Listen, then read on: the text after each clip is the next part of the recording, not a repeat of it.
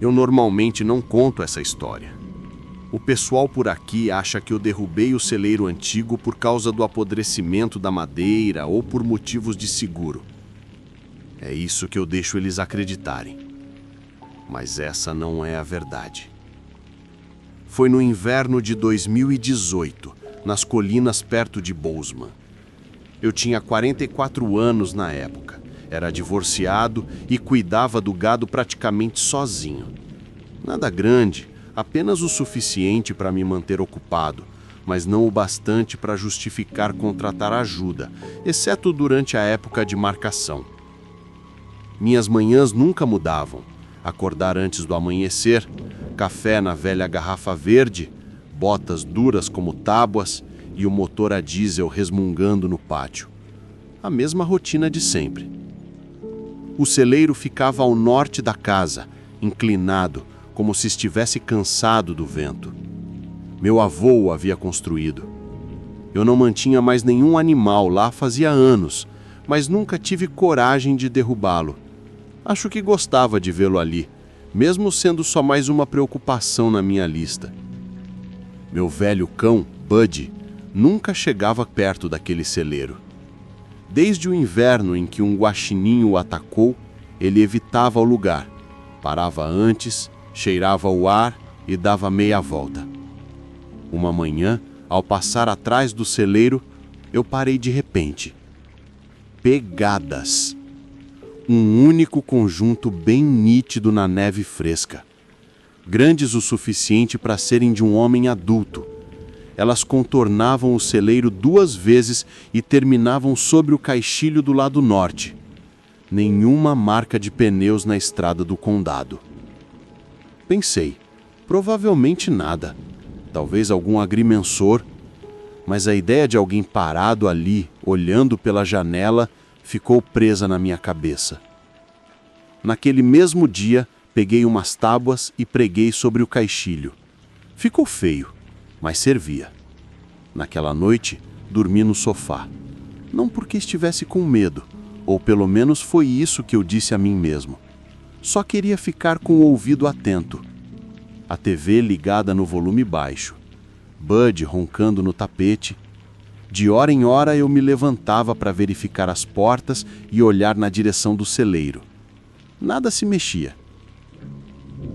Quando amanheceu, peguei meu café, calcei as botas e fui verificar o bebedouro congelado do gado. Ao olhar para o celeiro, meu estômago afundou. Uma das tábuas tinha sumido. Não estava quebrada. Apenas removida com cuidado. Os pregos estavam jogados na neve. Novas pegadas sob a janela, mais profundas, como se quem estivesse ali tivesse ficado parado por um bom tempo observando. Isso me deixou mais irritado do que assustado. Peguei parafusos maiores, uma corrente e prendi a janela bem firme. Ainda movi minha câmera de trilha do lago e a amarrei num álamo, apontada direto para o celeiro. Baterias novas, cartão vazio. Certo, pensei. Volte agora e vou ter sua foto. Na manhã seguinte, a mesma história. Uma tábua removida. Dentro, sobre o peitoril da janela, havia um anel úmido de café. A corrente ainda estava lá, mas alguém tinha amarrado pequenos nós de barbante ao redor dela. Laços calculados, feitos para erguer o peso da corrente com o puxão certo. Esse detalhe me perturbou mais do que qualquer outra coisa. Quem quer que fosse, não estava apenas vagando. Era alguém cuidadoso. Alguém que estava praticando. Peguei a câmera de volta. As imagens mostravam apenas flocos de neve, um pega-pá e depois Nada. O visor indicava bateria fraca às 2h13 da manhã. E então parava de gravar. As baterias eram novas. Não tenho explicação para isso. Liguei para o xerife. A atendente disse que registraria o caso e talvez mandasse uma viatura dar uma olhada. Não pareceu muito otimista. Naquela noite, Bud não dormiu. Ficou deitado, com a cabeça erguida e as orelhas atentas. Por volta da meia-noite, uma tempestade cortou a energia. O luar fazia a neve brilhar como vidro. Eu estava no sofá lutando contra o sono quando ouvi um som agudo, metálico, como um prego caindo sobre madeira e rolando até parar. Baixo, mas claro. Senti a pele arrepiar. Peguei a lanterna e o rifle e atravessei o quintal. O celeiro se erguia à frente, com as tábuas aparentemente no lugar, exceto uma. Então, a luz da lanterna encontrou a janela. E lá estava ele, um rosto colado no vidro por dentro, testa encostada, respiração formando um círculo de vapor, olhos fixos em mim, humanos, inexpressivos. A luz não o assustou. Ele apenas me olhou de volta, calmo, como se estivéssemos combinando aquilo. "Ei!" gritei. O rosto deslizou para fora do foco da lanterna, devagar. Ouvi passos lá dentro, depois um baque nos fundos. Eu tinha esquecido que havia uma porta nos fundos do celeiro. Entrei mesmo assim. Estúpido, eu sei. As portas da frente rangiam alto. O facho da lanterna cortava o escuro, revelando vigas, cantos vazios. E então encontrei o trinco da porta dos fundos destravado, fechado de forma limpa, como se alguém tivesse saído com calma. Dei a volta no celeiro. As pegadas saíam dali e seguiam até a encosta. Depois sumiram, apagadas pelo vento. Os policiais chegaram uns 40 minutos depois. Jovens, encontraram mais coisas do que eu tinha visto. Uma armadilha de arame sob minha janela da cozinha. Um monte de cunhas de madeira cortadas para forçar portas. Debaixo de uma lona junto ao celeiro, acharam um café instantâneo, fita adesiva, um saco dobrado com cuidado e um lápis roído até o tecido. Eles seguiam as pegadas até a encosta, mas o vento as apagou. Registraram o relatório e disseram para eu instalar mais luzes. Um deles perguntou a que horas eu costumava acordar à noite. Não quis responder, mas acabei dizendo, por volta das 2 da manhã. Ele assentiu, como se aquilo fizesse sentido para ele. Não foi a última vez que vi o rosto. Ele apareceu mais 2 vezes. Uma, em plena luz do dia, o que foi ainda pior que a noite. Pálido, imóvel, olhos fixos em mim. Outra, ao entardecer, com os lábios abertos como se sussurrasse algo que eu não conseguia ouvir. Em ambas, ele permaneceu firme sob a luz, calmo, certo. Aquilo bastou. Liguei para um sujeito com um caminhão e pedi para derrubar o celeiro. Ele não fez perguntas. Comprei um contêiner de aço. Aço não pode ser arrombado como madeira. Antes de demolirem o celeiro, guardei uma das tábuas com marcas de alavanca e a pendurei na entrada da minha casa.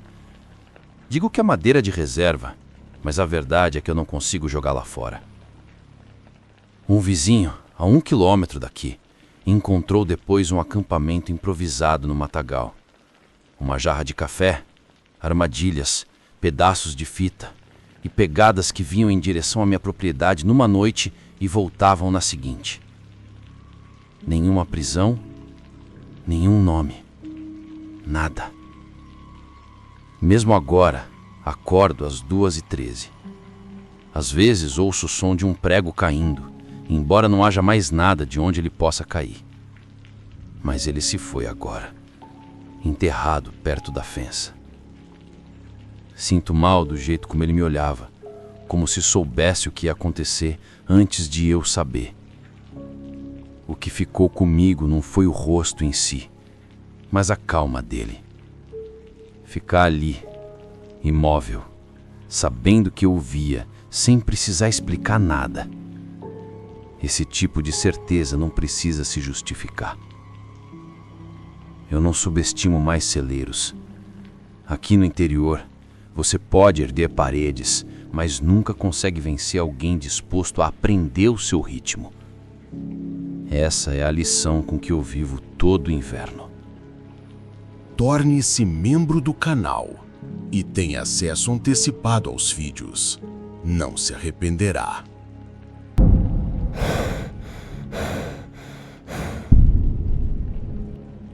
Sempre esqueço o quanto Vermont há escuro, até estar de volta ali em meio àquela escuridão. Na cidade, o breu tem cor. Há luzes de placas, faróis, ruído. Mas ali, no campo, é como se o céu se fechasse por completo. Meu nome é Claire.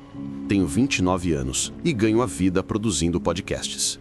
Geralmente do meu laptop na cidade em que eu estiver. Em outubro de 2022, voei de volta para casa por alguns dias. Minha mãe queria que eu esvaziasse algumas caixas do sótão e eu precisava de uma pausa do meu minúsculo apartamento e dos prazos intermináveis de gravação. Meu pai me buscou no aeroporto com uma caixa de rosquinhas de cidra no colo antes mesmo que eu pudesse protestar.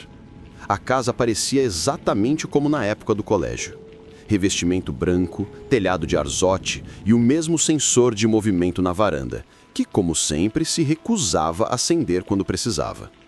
A porta de tela ainda rangia, na lista de concertos do meu pai desde 2006. Antes de dormir, disse a eles que daria uma volta, meu truque contra o jet lag. A trilha antiga atrás da casa levava uns 20 minutos, se você não fingisse estar num filme. Mamãe mandou eu usar um gorro. Papai me ofereceu sua velha lanterna. Balancei o celular no ar e disse que bastava. Gravar sons é um hábito. Tenho pastas cheias de ruídos. Trens, lavanderias, o som de gelo caindo em copos. Então, coloquei o celular em modo de gravação e comecei a caminhar. Passei pelo composto, desci o pequeno declive onde a água se acumula ao redor do velho muro de pedra. A luz da varanda acendeu atrás de mim, como se tivesse demorado a decidir. Foi então que eu vi a primeira luz. Fraca, amarelada, como uma lanterna tremendo atrás das árvores. Depois outra mais fundo na mata. E mais uma à esquerda. Não pareciam aleatórias. Estavam colocadas com intenção. Pensei rápido nas possibilidades. Não havia vagalumes em outubro. Não eram farões de carro, muito fixas para isso. E nenhum vizinho ousaria pendurar luzes por ali sem que minha mãe declarasse guerra. Sussurrei um "Olá" e imediatamente me arrependi. O som simplesmente se perdeu, engolido pelas árvores. Deixei o celular gravando. Mais tarde, ao aumentar o volume do áudio, ouvi pequenos estalos, irregulares, com ritmo humano, como alguém mexendo num zíper ou batendo um anel em metal. Chamei mais alto. Todas as luzes se apagaram ao mesmo tempo. Não diminuíram, sumiram. O tipo de silêncio que parece empurrar o ar para dentro da gente. Foi então que senti uma respiração perto do meu ouvido direito, quente o bastante para eu perceber. E o clique suave de um botão de lanterna girando, mas sem acender. Não chamei de novo. Apenas disse, chega. E comecei a voltar. Quando o quintal apareceu, o sensor da varanda finalmente acendeu. Achei que tivesse acabado, mas ao subir os degraus, vi novamente. Uma lanterna se acendeu no meio das árvores. Outra, mais próxima, perto da estrada. E uma terceira, bem na altura dos meus joelhos, exatamente onde eu havia passado. Não pareciam caminhos, pareciam barreiras. Contei tudo aos meus pais. Papai disse que deviam ser crianças brincando de acampamento. Mamãe listou os vizinhos, metade fora do estado, um com o braço quebrado. Mostrei a eles a gravação. Só se ouvia o vento, minha respiração, os estalos e, ao aumentar o som, um sussurro nítido. Shh, não é Mel. Papai perguntou: seu celular consegue gravar isso mesmo? Não era a pergunta certa. Insistiu para irmos verificar. Voltamos com a lanterna dele. Ele gritou: certo, podem sair agora. Nenhuma resposta. Só o leve cheiro de querosene e folhas se mexendo onde ninguém andava. No dia seguinte, o guarda florestal apareceu. Foi ele quem encontrou, não eu. Canas de vela apagadas e escondidas sob raízes, mais delas espalhadas fundo na mata. E então, fios de pesca esticados à altura do peito, quase invisíveis. Outro fio mais baixo, à altura do joelho, formando um tipo de corredor. Não era decoração, era controle. O tom do guarda mudou quando viu aquilo. Ele disse: você fez bem em voltar para casa. Naquela noite, não saí. Fiquei na varanda observando o sensor piscar como se zombasse de mim. Deitada na cama, repeti o áudio várias vezes. O sussurro permanecia ali, por baixo da minha voz, querendo ser ouvido, mas não descoberto. Poderia ter feito um episódio com aquilo, mas usar aquele som parecia errado. No terceiro dia, o guarda mandou mensagem para o meu pai. Tinham achado mais latas, mais fios. Ele havia retirado tudo. Faria rondas extras por um tempo. Mamãe insistiu em panquecas. Papai resmungou sobre as lanternas. E eu fingi que estava bem. Mas a verdade é que não esqueci. O que ficou comigo foi o jeito como as luzes estavam dispostas. De longe, parecia um convite. De perto, um corredor. Fios alinhados onde ficavam bocas e joelhos. E as luzes se apagando no instante em que eu falei, só para reaparecerem depois, à minha frente. Dá para inventar uma explicação racional. Adolescentes brincando, alguém ensaiando uma pegadinha, um ritual interrompido. Ou dá para admitir o outro motivo, o real. Tudo aquilo foi armado para alguém como eu, para testar meus passos, para ver como eu ia reagir. Ainda guardo o áudio num HD. Nunca o publiquei. Às vezes ouço de novo só para confirmar que ele ainda existe. Os estalos continuam, em ritmo de passos. O sussurro ainda forma um shh no gráfico do som. Nunca mostrei para ninguém. Quando me perguntam como é Vermont no outono, eu digo a verdade. Folhas, cidra, turistas. Mas não menciono as lanternas. Hoje caminho pela trilha apenas de dia, quando a luz da varanda permanece apagada, como se soubesse exatamente quando deve ficar assim.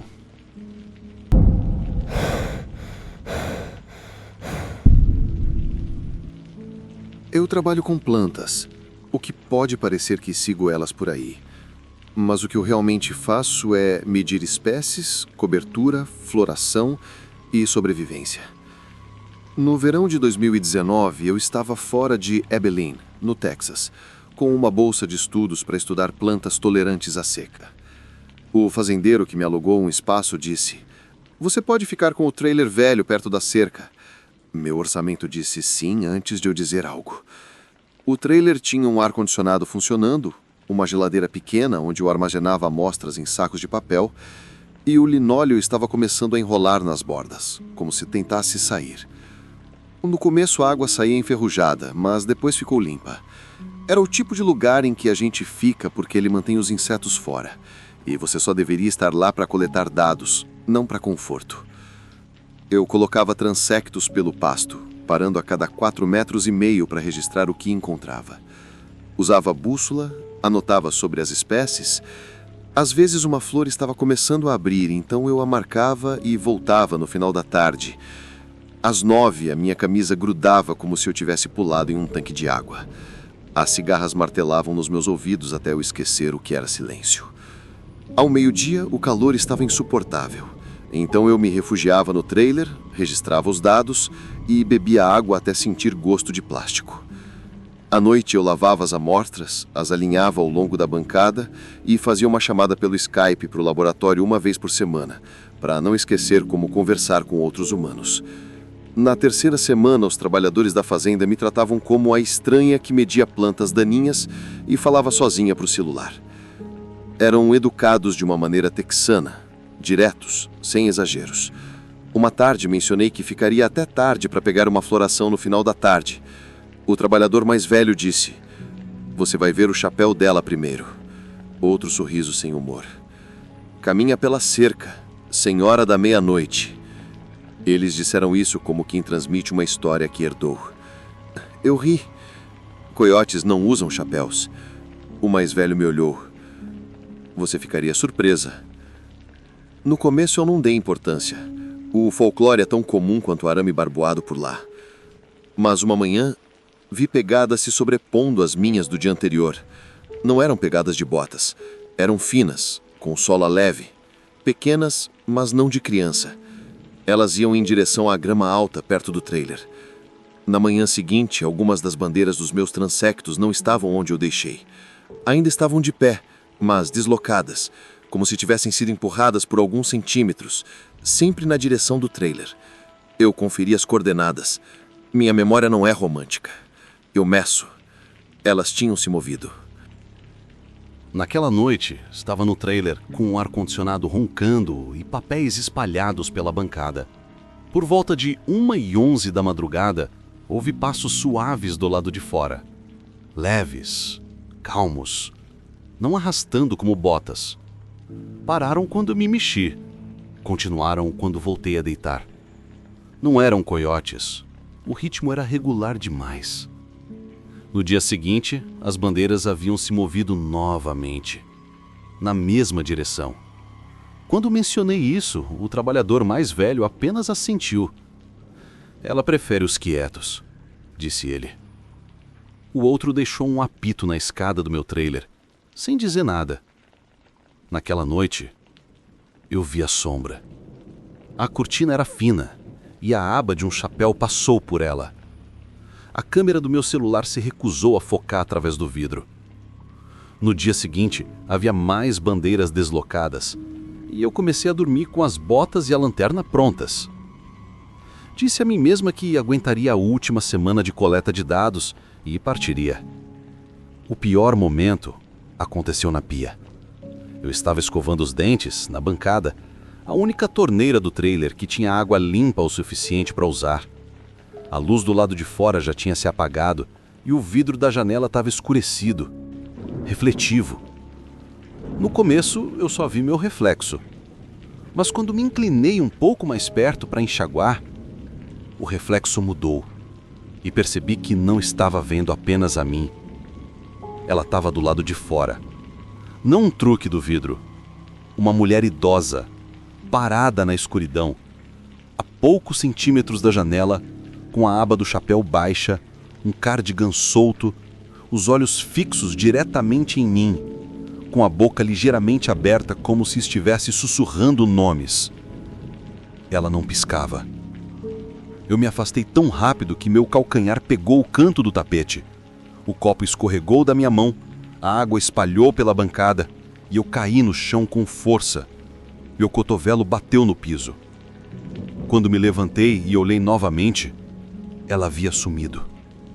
Eu acenei a lanterna e não vi nada, além de grama alta e poeira movendo-se.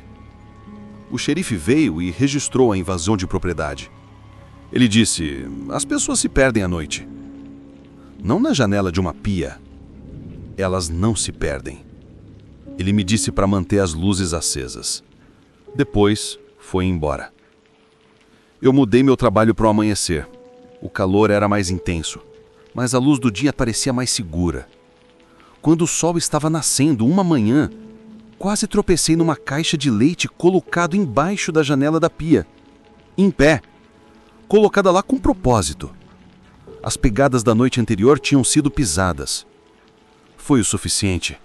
Eu liguei para o fazendeiro. Ele veio com o sobrinho. Eles olharam para a caixa, a tela, as pegadas e se desculparam com o silêncio. Ele disse que ficaria no caminhão dele, perto da cerca naquela noite. Eu disse que partiria um dia antes. Ele não discutiu.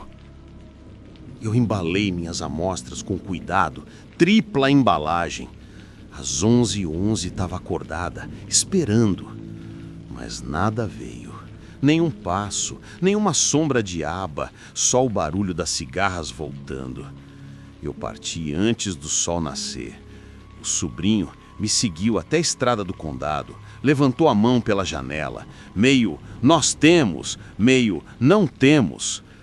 Semanas depois, em casa, recebi um link, notícias do condado. Mulher encontrada vagando pelos campos à noite. A foto era embaçada, tirada à distância, com a aba do chapéu baixa. Os parentes disseram que ela estava caminhando há décadas, entrando nas casas através de janelas abertas.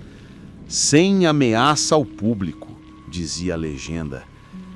O que eu guardo comigo não é o rosto dela, é o padrão. Bandeiras deslocadas, pegadas sobrepondo as minhas, silêncio onde as cigarras deveriam estar, avisos. As pessoas perguntam por que eu não a confrontei. Porque meu corpo me disse para não fazer isso. E isso basta.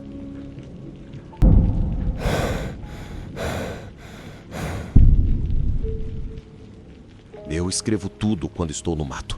O grafite não falha quando as baterias acabam. E um caderno aguenta melhor a chuva do que um celular. Setembro de 2018, oeste da Pensilvânia.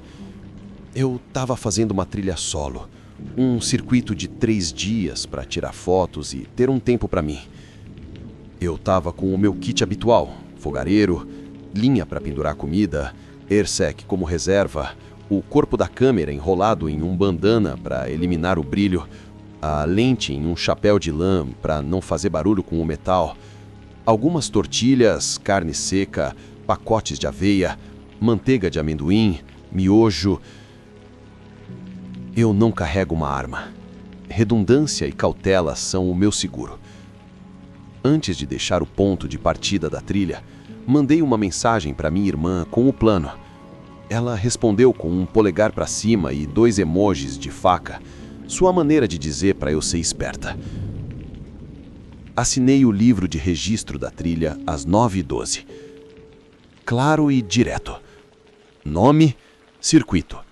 2 noites, retorno na quarta-feira. A manhã estava fresca, com o céu claro e limpo. Carvalho sobre os pés, suas bolotas fazendo bolinhas pelo caminho.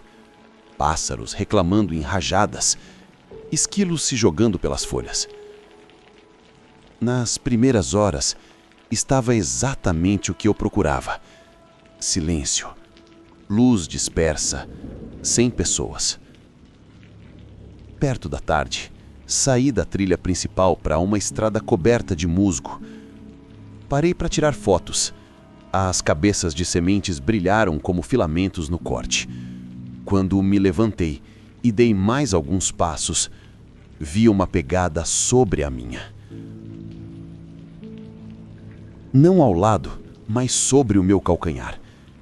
Então, outra pegada no mesmo lugar, pressionada na terra. Fresca o suficiente para a crosta ainda não ter secado. O primeiro pensamento foi que talvez eu tenha voltado para o meu próprio caminho. Não, minhas marcas estavam claras. Segundo pensamento: alguém acabou de passar. Escutei. Apenas um gei, apenas o murmúrio de uma água oculta. Nenhum som de bastões batendo, nenhuma voz. Só aquela impressão sobreposta. Tirei uma foto com o celular. Geotag ativado. Falei comigo mesma que era uma coincidência e segui em frente. 40 minutos depois, vi outra marca igual. Alguém tinha pisado exatamente onde eu passei antes, apenas 1 centímetro para a esquerda desta vez. Foi então que os pelos da minha panturrilha se arrepiaram antes de minha mente encontrar uma explicação. Acampei naquela noite em um pequeno morro com vista para uma crista. Boas árvores para pendurar a comida. Brisa constante. Fiz a rotina. Fogareiro apagado, sem fogo, água fervida e filtrada.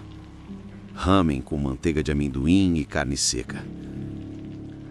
Tirei algumas fotos do pôr do sol, guardei a câmera perto da cabeça dentro da tenda, pendurei a linha para a comida e aprendi. O tipo de acampamento do qual eu me orgulharia de dia. Por volta das 11, acordei. Ouvi primeiro como uma pergunta. Era vento? Era eu? Não. Era respiração. Humana. Perto. Do outro lado do nylon. O nylon transmite o som de maneira diferente. Cada exalação abafada pelo tecido mais clara. Eu fiquei ali, imóvel, fazendo o inventário mental. Faca presa na mochila, lanterna no pulso, celular com 50% de bateria, mas sem sinal. Me movi uma vez para aliviar a perna e um galho estalou do lado de fora. Perfeito. Como se quem quer que fosse tivesse esperado eu me mexer. A respiração não parou. Não sei se foi 10 minutos, 30, difícil dizer. Continuou. Depois desapareceu. Pela manhã, encontrei folhas amassadas atrás da tenda. Nenhuma pegada clara, mas o chão estava mexido.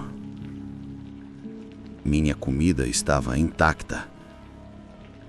Quebrei o acampamento mais cuidadosamente do que o normal, dobrando as coisas sem que fizessem barulho. Ao meio-dia, encontrei uma estrutura de galhos na trilha.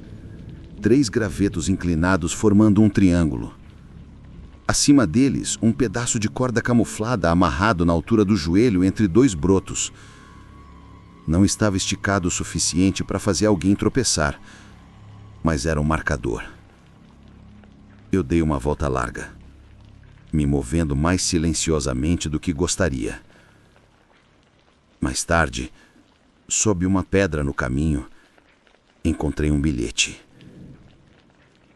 Papel barato de caderno rasgado. 2 palavras. Boa trilha. Meu nome abaixo. Escrito corretamente. Retirado do registro.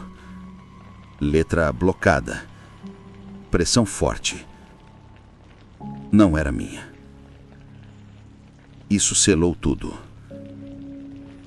Quem quer que fosse, leu o registro, seguiu meu circuito e ficou perto o suficiente para pisar nas minhas marcas. Armei um acampamento falso antes do anoitecer. Escolhi um vale com água próxima, fiz um falso anel de fogo, espalhei algumas pedras para simular cinzas, estendi meu isolante térmico para deixar uma impressão.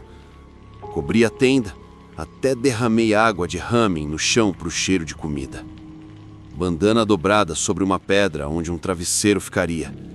Linha de fixação como se eu tivesse acabado de tirá-la. De 20 metros, parecia que alguém tinha se acomodado para a noite.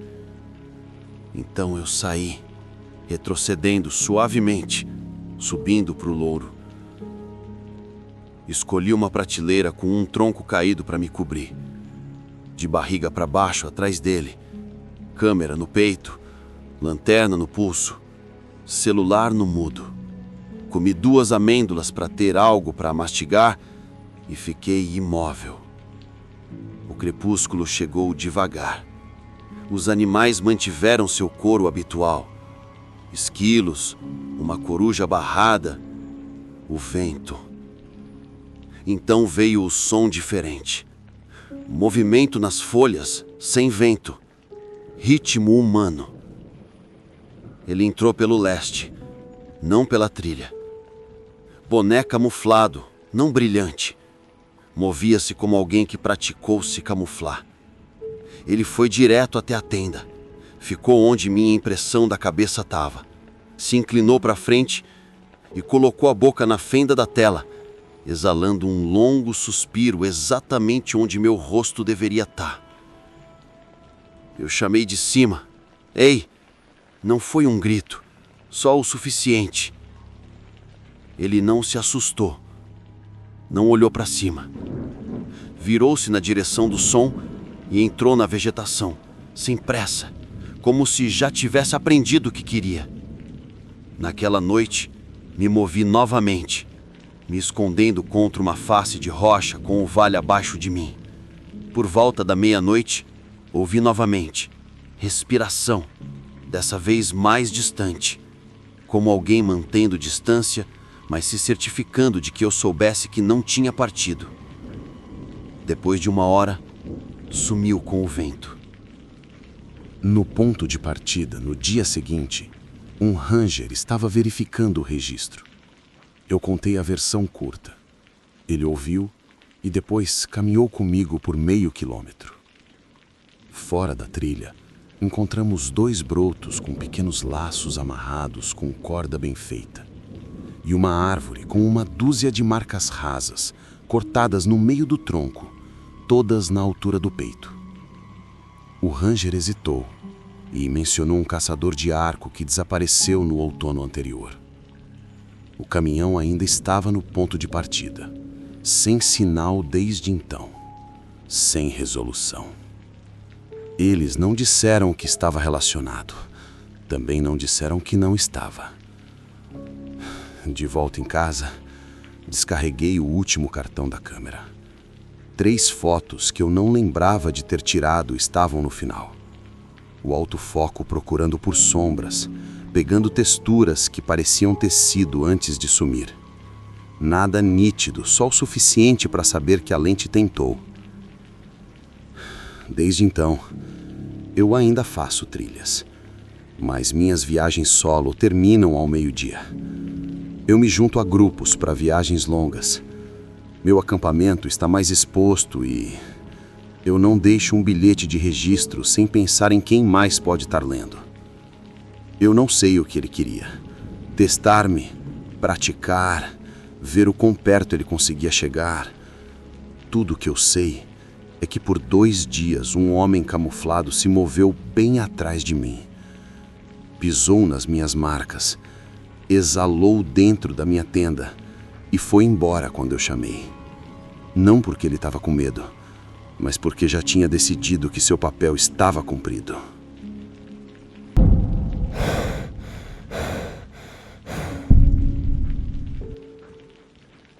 Depois que o Mark morreu, as pessoas me disseram que eu deveria me mudar. Um lugar menor, menos para cuidar, menos cantos para a noite se agarrar. Mas a casa perto de Ogden era nossa. As meninas conheciam cada fresta no chão e cada janela com corrente de ar. E eu precisava da mesmice, mais do que precisava de menos trabalho. Então, eu fiquei. Em junho de 2020, eu já tinha encontrado uma rotina que me ajudava a manter a sanidade. As tardes eram um caos, lanches, pintura, machucados no parquinho, pequenas brigas por bonecas. As noites tinham um padrão em que nós 3 confiávamos: banho, pijamas, escovar os dentes e 2 livros para dormir. Negociamos, mas sempre são 2. O abajur de raposa acende, brilhando laranja na parede. Eu sento na beirada das camas delas alguns minutos depois das luzes se apagarem, Depois levo a cesta de roupa suja até o sofá, dobro as roupas até a pilha ficar arrumada e chamo isso de meu exercício do dia. Diesel, nosso malinois belga, geralmente se estica perto da porta dos fundos, com a cabeça nas patas, imóvel como uma pedra, vigiando como se fosse seu trabalho. Diesel veio para nós 6 meses antes, depois do funeral. Ethan, meu cunhado, é K9. Ele apareceu com Diesel e disse: "Não posso substituir uma pessoa, mas posso te dar alguém que entende o trabalho." Diesel não era um filhote. Já sabia mais sobre obediência do que eu. Ele entrou em nossas vidas como se estivesse esperando por nós. As meninas construíram um forte de cobertores sobre ele na primeira semana. Ele não se mexeu. Ele dorme dentro de casa todas as noites. Sempre. Naquela primeira semana de junho, tudo estava normal. Até a noite de sexta-feira. Às 2h17 da manhã, Diesel levantou a cabeça e rosnou, direcionado para a porta dos fundos. Foi o suficiente para me parar completamente. O corpo dele estava rígido, as orelhas em pé, o focinho fixo, os sinos em vento não se mexiam, a casa estava parada. Ele não avançou, não se aproximou, apenas manteve o espaço como se dissesse: "Esta é a linha." Eu fiquei ali, ouvindo. Depois de 1 minuto, ele se acomodou de novo, mas não completamente. Os olhos permaneceram abertos, atentos. De manhã, quando deixei sair, ele correu pelo quintal direto para o celeiro. Normalmente ele faz um percurso, verifica a cerca, cheira o choupo. Não naquela manhã. Ele foi direto para o celeiro, deu uma volta ao redor e voltou trotando até mim. O peito estava alto, o rabo rígido. Parecia que ele acabara de reportar algo. Na noite de sábado, a mesma coisa. Às 2h17, o rosnado. No domingo de manhã, a mesma corrida até o celeiro, a mesma volta. Na segunda-feira à noite, eu já estava acordada quando começou. Ele ficou na porta dos fundos novamente. Corpo tenso, cada linha dele apontada para fora. Na terça de manhã, eu mesmo a saí para ver. O celeiro era só armazenamento. Ferramentas velhas, ração de galinha, caixas de decoração, o trenó que quebra todo inverno. As portas estavam travadas. O cadeado que eu coloquei na porta lateral no mês passado ainda estava lá. Mas o saco de ração foi cortado no topo. Uma linha reta. Eu disse a mim mesma que eu tinha sido descuidada com a tesoura. Prendi de novo. Balancei a cabeça para mim mesma e voltei para dentro. Naquela noite, ele nem fingiu descansar. Ficou no corredor, corpo virado para que pudesse ver tanto a porta das meninas quanto a porta dos fundos. O queixo nas patas, mas os olhos nunca fecharam. Na quarta de manhã, percebi que o cadeado tinha uma leve marca de tinta desgastada. Beijo de tinta, meu pai costumava dizer quando algo novo era manuseado. Foi quando eu liguei para o Ethan. Ele continua fazendo isso, eu disse. Toda noite, pouco depois das 2, rosnados na porta. De manhã, ele corre direto para o celeiro, o saco de ração cortado. Agora o cadeado parece usado. Ethan ficou em silêncio. Finalmente, disse: "Ele tá te contando uma história. Deixa que ele termine." O que isso significa? Não tente convencê-lo do contrário, porque está cansada. Se for nada, ele vai parar. Se for algo, ele vai continuar te contando até você entender. Devo deixá-lo sair à noite? Ainda não. Espere a luz do dia. Se liberar ele, faça com um propósito. E não saia de mãos vazias. Eu não parava de pensar nisso. Diesel não estava latindo ou entrando em pânico. Ele estava avisando, firme, paciente. Na quinta-feira à noite, ele se plantou no corredor de novo. Tentei convencê-lo a voltar para o sofá. Ele não se mexeu. Ficou como uma linha traçada entre minhas filhas e o que quer que estivesse lá fora. Na sexta de manhã, ele correu para o celeiro novamente. Dessa vez, voltou correndo para mim, depois para o celeiro e de volta de novo, agitado. Quando fui verificar, encontrei outro saco de ração cortado. Outra garrafa derrubada. Não parecia guaxinins. Parecia alguém. Vivendo com leveza. Fiquei ali pensando quanto tempo um homem poderia sobreviver com ração, água da mangueira e paciência. Liguei para Ethan de novo. Ele estava ainda mais calado dessa vez. Se liberar ele, disse, tenha certeza de que está falando sério. No sábado de manhã, tomei a decisão. Pedi para minha vizinha Carol levar as meninas para tomar panquecas. Ela disse, traga elas de pantufas. Não perguntou nada, mas me entendeu bem.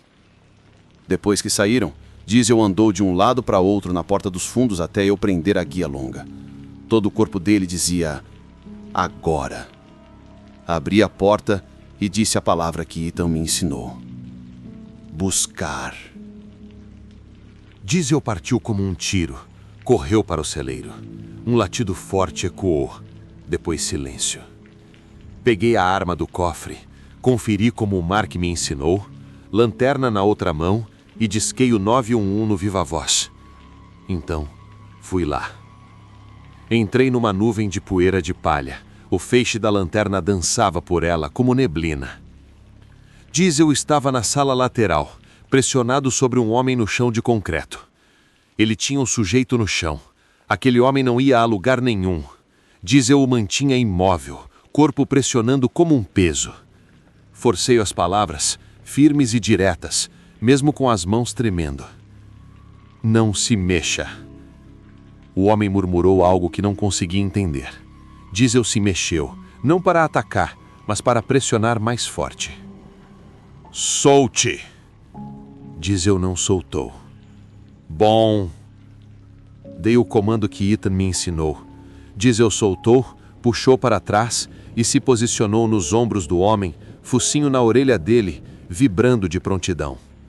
Os policiais chegaram minutos depois, armas em punho, mas calmos. Eles garantiram a segurança da arma primeiro, algemaram o homem e elogiaram Diesel com palavras cuidadosas. Ele só relaxou quando dei o comando de soltura. Encontraram mais coisas no celeiro. Um cobertor enrolado atrás de fardos de ração, garrafas de refrigerante descascadas, uma lanterna, corda, abraçadeiras. Ele estava vivendo ali, esperando, observando. Descobriram que ele tinha um histórico. Crimes graves por invasão domiciliar, roubo, 2 casos com a palavra refém. Ele estava planejando. Ethan chegou logo depois de ouvir o chamado. Agachou-se ao lado de Diesel. Checou seus dentes, mandíbula, corpo. Você fez seu trabalho, disse ele com a voz apertada. Diesel se aconchegou no peito dele como se estivesse esperando por aquilo. Os policiais me disseram depois que não sabiam há quanto tempo ele observava a casa. Encontraram ferramentas e sinais de que ele estava se preparando. Eu não deixo minha mente imaginar a outra versão do final. As meninas só sabem a versão leve. Elas voltaram para Carol dizendo: Diesel foi muito corajoso. Elas o abraçaram até ele resmungar. No fim, aqueles rosnados foram Diesel me dizendo na sua própria língua: escute, preste atenção. E eu escutei. Naquela noite, Diesel dormiu como uma pedra. E eu sentei no sofá em silêncio, observando ele. Aquele cachorro, ele salvou nós 3. Se essas histórias do campo te assustaram como me assustaram, não esqueça de apertar o botão de curtir. Inscreva-se para nunca perder o próximo susto. E me conte nos comentários como você lidaria com essas situações. E se você acha que o campo é assustador, espere até conhecer as pessoas que oferecem carona de graça. Clique agora para assistir a 4 histórias de terror assustadoras sobre caronistas.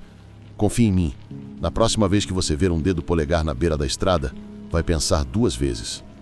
Obrigado por assistir.